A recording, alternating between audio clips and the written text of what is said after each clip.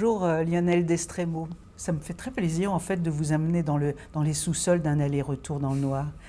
Il y a 2-3 ans, je vous connaissais comme éditeur, comme organisateur du festival du livre de poche à Gradignan et pouf, un livre arrive, puis un deuxième, un troisième est déjà écrit, donc Gueule d'ombre et Jusqu'à la corde, ce sont deux livres qui sont parus finalement récemment, qui sont deux livres. Moi, je dirais que vous êtes un peu dans le pas de côté du roman policier, du roman noir. Les lieux ne sont pas exactement des lieux, les dates ne sont pas exactement des dates. On ne sait pas où on est et pourtant on se retrouve toujours. Il y a ce choix comme ça de ne pas nommer les choses et c'est pour que nous, on les nomme ou c'est pour justement garder l'idée du flou?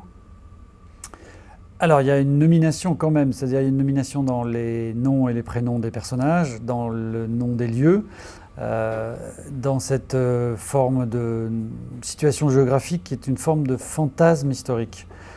L'idée est peut-être de ne pas situer pour que le propos et donc principal de ces romans, c'est-à-dire pour moi l'histoire des personnages et donc la narration prenne son envol et son ampleur la plus totale et ne soit pas peut-être arrêté sur cette question de la véracité historique. Alors j'ai un problème avec ça, c'est-à-dire que je pense que je suis trop perfectionniste et que si j'étais rentré dans la véracité historique, j'aurais été contraint par mon matériau.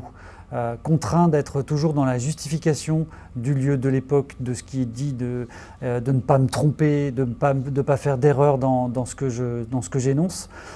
Donc ça m'a permis pour moi de me libérer de ce carcan-là et de laisser l'histoire se développer. Et est-ce que ça ne vous a pas aussi libéré dans l'écriture? Parce qu'il y a énormément, dans le second en particulier, dans Jusqu'à la corde, il y a beaucoup de personnages. Il y a un jeu d'ailleurs vers une sorte de tricot, de dentelle un petit peu. Mais il y a aussi cette langue que vous avez choisie, qui est une langue, à la fois on se dit c'est un peu de la poésie, c'est une langue d'autrefois, puis c'est une langue extrêmement moderne. Il y a un rythme particulier. Tout ça, et en fait, le fait qu'il y ait ce flou que vous avez choisi vous permet tout ce que vous voulez, non? Alors ça, c'est peut-être c'est le point de vue de la littérature, c'est-à-dire c'est pour ça, c'est en quoi j'estime que le roman noir, le roman policier fait partie de la littérature au sens très large avec un grand L. C'est qu'on a la même à mon sens, on a les mêmes coups des franches dans le roman noir que dans un genre de littérature générale. C'est-à-dire qu'on peut tout se permettre. C'est l'avantage du roman, c'est qu'on peut tout se permettre. Après, toute la question, c'est la façon dont on va situer les choses et dont on va jouer avec les codes, les genres, la liberté narrative à tel ou tel endroit, d'essayer de n'être ni dans le trop, ni dans le pas assez. Si on est dans le trop, on va perdre le lecteur parce qu'il ne va plus s'y retrouver, il va être complètement paumé dans la narration. Et si on est dans le pas assez, on va donné le sentiment d'avoir voulu faire de l'originalité pour l'originalité, ce qui n'est pas le but.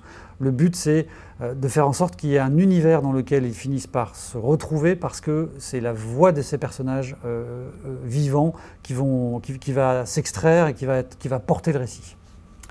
Merci Lionel Destremo.